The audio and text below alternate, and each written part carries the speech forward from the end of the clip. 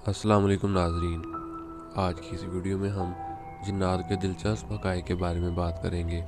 मिसाल के तौर पर उनकी तख्लीक का मकसद, उनकी तख्लीक कैसी हुई, उनकी कितनी अक़साम हैं और क्या वो हमारे साथ घरों में भी रहते हैं और हम उससे छुटकारा कैसे हासिल कर सकते हैं वगैरह। वीडियो की तरफ बढ़ने से पहले मेरी नए आने वाले नाज़रीन से गुजारिश है कि चैनल को सब्सक्राइब कर दें और बेल आइकन को भी प्रेस कर दें ताकि मेरी आने वाली हर नई वीडियो वो सबसे पहले देख सकें।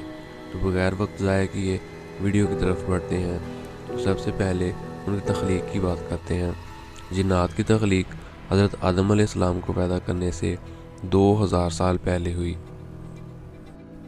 अल्लाह ताला ने जिन्नात को आग से बनाया। इनकी तख्लीक का मकसद सिर्फ़ खुदा ताला की इबादत है। जिन ही फरिश्तों का सरदार था जिसे शैतान कहा जाता है।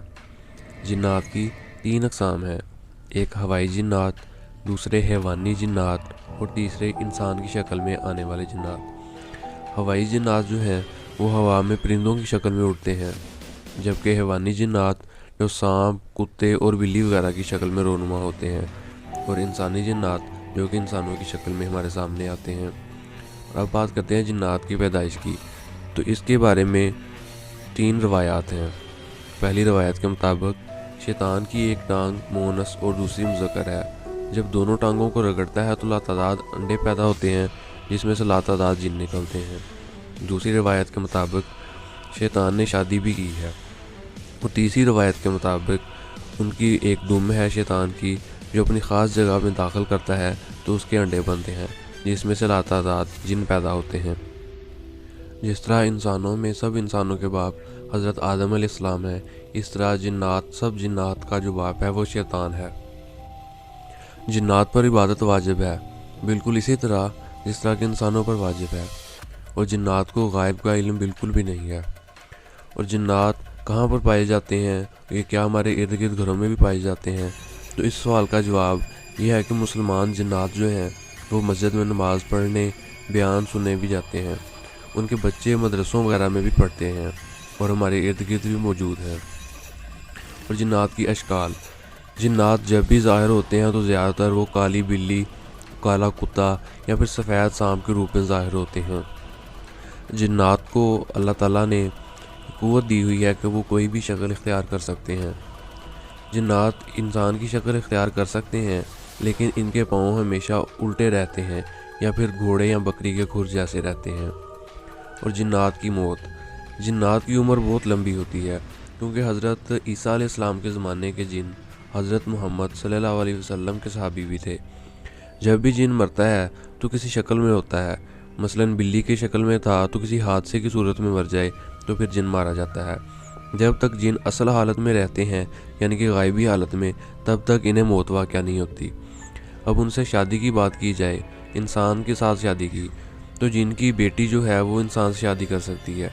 इसकी ये दलील है कि हज़रत सुलेमान अलैहिस्सलाम की बीवी बल्कीस की जो माँ थी वो जिन थी, जबकि बाप उनके इंसान थे। लेकिन इंसान जो है वो एक जो इंसान लड़की है वो जिन के साथ शादी नहीं कर सकती।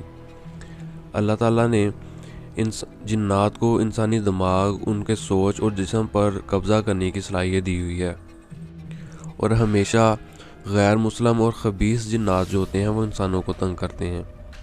जिन्नात रोज़े आखिरत कहाँ जाएंगे, ये एक बहुत अहम सवाल है। तो इसके मुताल्लिक़ 4 रवायात हैं।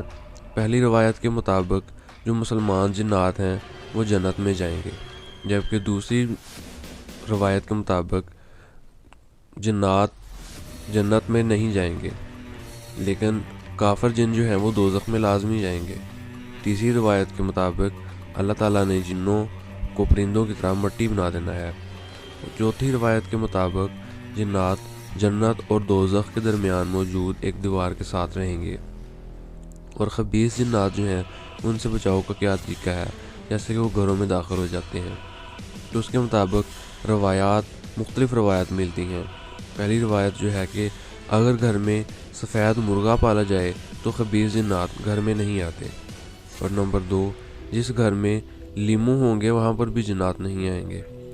नंबर 3, सबसे आखिरी और बड़ा अमल जो है वो आयतुल कुर्सी है, जिसके पढ़ने से जिन्नात घर में दाखिल नहीं होते। یہ تمام معلومات قدیم تفاسیر اور علماء کرام سے لی گئی ہے۔